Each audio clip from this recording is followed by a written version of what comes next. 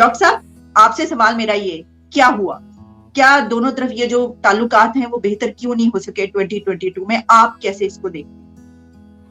देखिए, आपके सुनने वालों को मेरा सलाम, नमस्ते, सत श्री अकाल, नमस्कार, वनक्कम।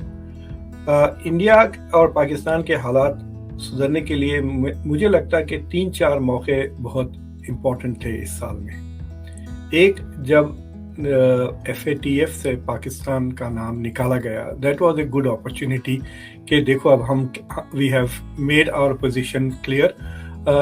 हो सकता है we can now cooperate in fighting terrorism together. देखिए, टेररिज्म सिर्फ पाकिस्तान से इंडिया नहीं आ रहा है, पाकिस्तान में खुद टेररिज्म हो रहा है पाकिस्तान के खिलाफ। तो Pakistan is also a victim of terrorism जितना इंडिया है। And so there is, in principle, there is a broad reason for them to also cooperate in fighting terrorism. For example, आपको पता है इंडिया के नेशनल सिक्योरिटी एडवाइजर ने एक national security advisers की conference रखी थी दिल्ली में नवंबर में, जिसमें पूरे सेंट्रल एशिया के NSAs आए थे और basically they were talking about terrorism coming out of Afghanistan. और सबसे बड़ा विक्टिम तो पिछले चंद महीनों में कमिंग आउट ऑफ अफगानिस्तान वो तो पाकिस्तान है, TTP को लेकर। So that was a point where India could have invited the Pakistani counter part के आप भी आए इसमें। तो दोनों मुल्क ऐसे अपॉर्चुनिटीज मुसलसिल मिस कर रहे हैं टू बिल्ड कॉन्फिडेंस। 2 और मौके जब नए प्राइम मिनिस्टर आए, एकदम अपॉर्चुनिटी थी to trigger a diplomacy. It's like saying कि थोड़ा रीसेट हो गया है पाकिस्तान का political environment, let's also reset international relations. वो नहीं हुआ। जब नए जनरल आए मुनीर साहब, that was also an opportunity to restart some kind of diplomatic negotiations. वो भी नहीं हुआ। और एक अपॉर्चुनिटी जो मैं देखता हूँ कि मिस, जो इंडिया का जो PLA पे जो LAC पे जो प्रॉब्लम्स हो रहा है चाइनीज आर्मी को लेकर, I don't understand why Pakistan cannot play the role of a mediator on that issue. वहाँ पर bilateral talks तो हो रहे हैं, but Pakistan can also insert itself in and say, देखिए हमारे ताल्लुकात बहुत अच्छे हैं चाइना से, we have इंडिया के साथ LOC कितना काम है एक जमाने से। पाकिस्तान का eastern border is more peaceful than its western border now. तो पाकिस्तान हैज दीज अपॉर्चुनिटीज जो वो डिप्लोमेसी दिखा सकता है। There is one more chance coming in January, जिसमें Pakistan is hosting a conference on environmental crisis. Environmental crisis borders को नहीं देखती, तो उसमें अभी इंडिया का कोई रोल नजर नहीं आ रहा। That is another opportunity कि पाकिस्तान बुला ले इंडिया को। I mean, it will also embarrass India जो क्रिकेट खेलने नहीं है, लेकिन environment is such a serious issue. Modi बार बार कह रहे हैं कि environment is going to be the number 1 issue of G20 और G20 की प्रेसिडेंसी में। तो ठीक है, आपके पड़ोस में इतनी बड़ी एनवायरमेंटल क्राइसिस हुई है, फ्लडिंग की, and there is an important conference there for regional support. तो अपॉर्चुनिटीज हैं इंडिया का। मैं मतलब सज्जा सा वेट कर रहे हैं, बट एक और बात कह दूंगा मैं इंडिया के ताल्लुक से। इंडिया के पास जो करंट मूड है, इंडिया थिंक्स कि पाकिस्तान इज घुटनों पर आ गया है, वो it is suffering from A political crisis, economic crisis, environmental crisis. मतलब कहते हैं ना कि सर मुनाते ओले पड़े, इस तरह के प्रॉब्लम्स आ रहे हैं पाकिस्तान के लिए। और India is now strong in many ways. India thinks it has a military advantage, it has a diplomatic advantage on Pakistan. Pakistan को वो आइसोलेट कर दिए हैं, यहाँ तक कि मुस्लिम दुनिया में इंडिया के ताल्लुकात are better with OIC and Muslim countries than Pakistan. So they feel कि हम negotiate क्यों करें, because every negotiation involves some sort of concessions. तो India is in a zero concession mode with Pakistan now. So उसके वजह से भी ये ताल्लुकात improve नहीं हो रहे। They want to see some kind of, I don't know whether they want to see कि पाकिस्तान grovel करे या पाकिस्तान थोड़ा humiliate हो जाए, फिर उसके बाद they will move forward। मतलब यही तो फर्क है ना मोदी और वाजपेयी में। वो भी तो बीजेपी की गवर्नमेंट थी जब Atal Bihari Vajpayee himself reached out, but यहाँ पे ये जेस्चर नहीं मिल रहा है। दूसरी चीज ये है कि जो 2024 का इलेक्शन आ रहा है, उसके लिए Pakistan is a very useful polarising point, और उसको लेकर मुझे लगता कि द चांसेस ऑफ मतलब पाकिस्तान को डिमोनाइज करने से बहुत ज़्यादा एडवांटेज मिलता है करंट गवर्नमेंट को। So reaching out and making peace with Pakistan 24 election तक भी मुझे ऐसा नहीं लगता कि India will make any concessions. But अगर पाकिस्तान इनिशिएटिव लेता है तो इंडिया के साथ बेहतर हो या ना हो, पाकिस्तान का इंटरनेशनल इमेज बेहतर हो सकता है।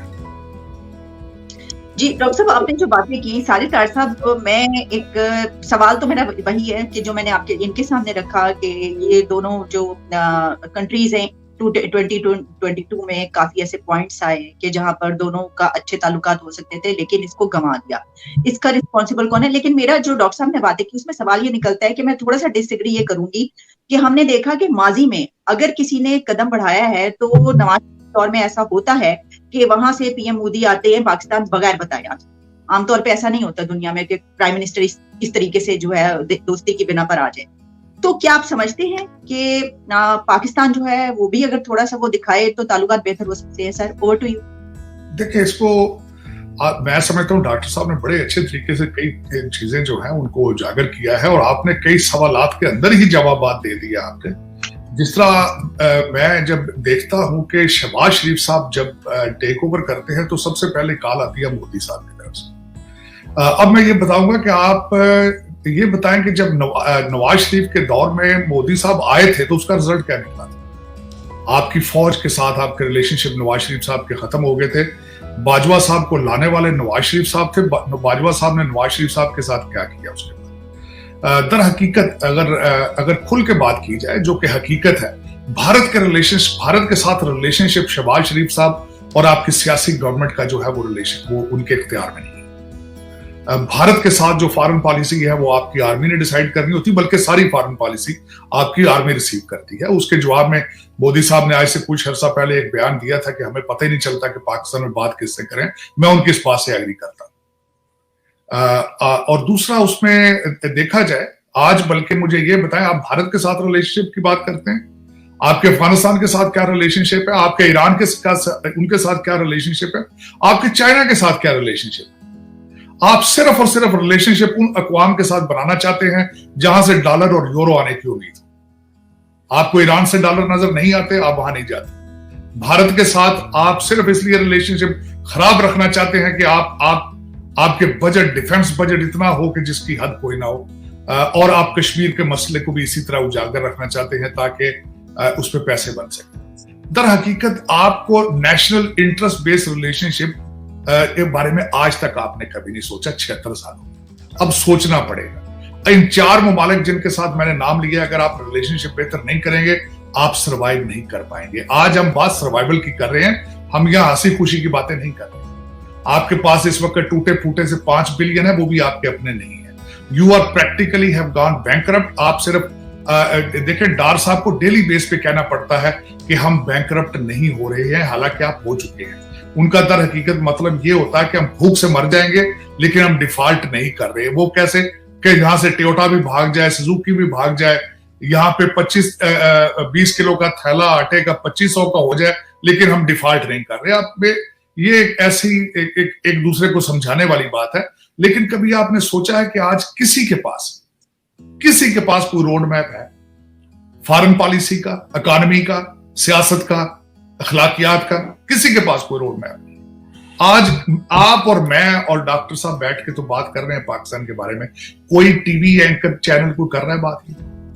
नहीं कर रहा है। वहां पे क्या चल रहा है? तख्त लाहौर की बात हो रही है। 500 अरब रुपया था परवेज लाई के आने से पहले, आज वहां एक पैसा नहीं है कुत्ते पंजाब के पास। सूबा सरहद की हालत यह है कि वहां का चीफ मिनिस्टर और आपका गवर्नर हवाई जहाज की राइट्स के ऊपर लड़ रहे हैं, झगड़े हो रहे हैं उनके आपस में इस वक्त। दर हकीकत अगर देखी जाए तो मैंने पिछले में भी कहा था, बिल्कुल वही हो रहा है जिस तरह हलाकू खान या चंगेज खान बगदाद जाने वाला था, तो जो बातें हो रही थी वहां लोकल कर रहे थे, वही बातें आप कर रहे हैं। अब उसमें डॉक्टर साहब ने तो खैर कहते हैं कि दरिया को कूजे में बंद कर दिया। उन्होंने कहा कि शायद भारत मोर ह्यूमिलिएट करके टेबल पे आना चाहता है, बल्कि देखिए they have right to do it. आपके पास मांगे तांगे के भी 5 बिलियन नहीं है, उनके पास 560 बिलियन है। उनको बात आपसे करने की क्या जरूरत है? आपकी मजबूरी है उनके साथ ट्रेड करने की, क्योंकि आप भूख से मर रहे हैं। भारत भूख से नहीं मर रहा, करप्शन दर हकीकत मैं जाती तौर पे बिलीव करता हूं, करप्शन जो होती है is a part of human instinct. मैं जिस कंट्री में बैठा हूं वहां भी बहुत करप्शन है, लेकिन थोड़ा बहुत नेशनलिज्म होता है। कुछ करप्शन करो, कुछ करप्शन का कुछ स्टैंडर्ड होता है, कुछ मोरालिटी होती है, कुछ मोरालिटी होती है। हम तो पस्ती की हदों को अबूर कर रहे हैं सुबह शाम, और हर बंदे को पता है, आपके हर इंस्टीट्यूशन को पता है आपके हालात क्या है, हर इंस्टीट्यूशन को पता है। डॉक्टर साहब ने टीटीपी की बात की है, हर बंदे को पता है कि टीटीपी की सेफ हेवन्स पाकिस्तान के अंदर मौजूद है। आज भी आपके 3 फौजी जवान आपके शहीद हुए हैं, आज भी हर बंदे को पता है। लेकिन इशू ये है कि हल करने का किसी के पास हल मौजूद नहीं, या विल नहीं है, इंटरेस्ट नहीं है। बात ये है। और टीटीपी, मैं बड़ा टीटीपी को मैंने बड़ी रिसर्च की, क्योंकि अल्टीमेटली इसमें subject matter, my Motherland is suffering. इसमें टोटल बात ये है, अगर देखा जाए तो पिछली आपकी जो एस्टेब्लिशमेंट की लीडरशिप थी, वो उनके साथ नेगोशिएट करते रहे, वो टाइम बाय करते रहे, वो अंदर अपनी से वो बाड़े तोड़कर अंदर आ गए, और या आ गए क्योंकि पिछली एडमिनिस्ट्रेशन उनके साथ रिकंसिलिएशन चाहती थी। वो चाहते थे कि ये आके दोबारा अपने इलाकों में सेटल हो माफी मांगकर, और वो अपना टाइम बाय करके उन्होंने सेफ हेवन्स बना ली। लेकिन मुसीबत इस बात की है, मैं समझता हूं, जो बैड लक इन पाकिस्तान, रवाज ये है कि जब रिटायर हो जाते हैं तब गलती तस्लीम करते हैं, जब पावर में होते हैं उस वक्त गलती को तस्लीम नहीं करते। अब सामने आ रही है मेरी जो इंफॉर्मेशन है, वो भी तो अल्टीमेटली पाकिस्तान से लेता हूं, तो आपका क्या ख्याल है? आपके इदारों को नहीं पता ये कि टीटीपी क्या कर रही है वहां आपके पास? मेरी नजर में पाकिस्तान के अंदर आईएसआई की मर्जी के बगैर चिड़िया पर नहीं मार सकती। लेकिन ये मसला ये है कि शायद उनके पास भी विल नहीं है, शायद वो भी नहीं, उनकी तवज्जो भी सिर्फ टेपों पर चल रही है, ऑडियो वीडियो टेप्स पे है, उनका फोकस भी वही है, नेशनलिज्म नहीं है। लेकिन इस वक्त मैं जो मैं जिस बात पे आना चाहता था, अपॉर्चुनिटीज बहुत, और विंडोज कभी बंद नहीं होती है। अगर सोचा जाए, डिप्लोमेसी की विंडोज ऑलवेज खुली होती है। आप 2022 की कहते हैं, मैं कहता हूं आज भी विंडो खुली है, if somebody has will to do it. Diplomacy का मतलब ये होता है, give something, take something and fix the issue. That's what called the diplomacy, that is what is called the foreign policy. आज आपके पास you don't have any choice except fixing relationship with India. Bharat के साथ relationship आज आपकी मजबूरी है। ये हर दीवार के ऊपर लिखा हुआ है, अगर आप पढ़ना नहीं चाहते तो ये आपका कसूर है, अगर आप पाकिस्तान को फिक्स नहीं करना चाहते तो आपका कसूर है, ये भारत का कसूर नहीं। लेकिन आज आपकी मजबूरी है कि you have to fix the relationship with Bharat, India और चाइना और अफगानिस्तान और ईरान, तीनों चारों मुल्कों के साथ। अगर आप ये नहीं करेंगे, you can not move forward, period. और उसमें मैं ये कहना चाह रहा था कि अगर देखा जाए तो मैं माजी को मैं समझता हूं कि we have to move forward with it. माजी के अंदर इस वक्त भी आप देखें, आपके यूट्यूब के ऊपर एयर मार्शल असगर खान की स्टेटमेंट मौजूद है यूट्यूब के ऊपर, कि हर जंग हमने शुरू की थी और हर जंग हम आ रहे हैं। अगर आपका माजी ऐसे हो कि जब वाजपेयी साहब आए तो साथ ही आप कारगिल कर दें, सिर्फ इसलिए कि आप अपनी सियासी क्यादत को सबक सिखाने के लिए, जरा देखें आप कभी। मैंने अगले दिन एक आर्टिकल किसी का पढ़ा है कि जनरल बाजवा साहब किस तरीके से सेनेटर सिद्दीकी के साथ रिलेशनशिप बना के, और फहद अहमद के साथ रिलेशनशिप बनाकर नवाज शरीफ के नजदीक आके अपनी अपॉइंटमेंट ली, और किस तरीके से पनामा लीग की बस के नीचे फेंक कर अपना ताली बजा दी। आज सारे आर्टिकल लिख रहे हैं कि किस तरीके से साकिब निसार साहब जो है NRO 1 और NRO 2 देते रहे जरदारी साहब को और इमरान खान को। सामने आ चुकी चीजें, जादू चैलेंज करें।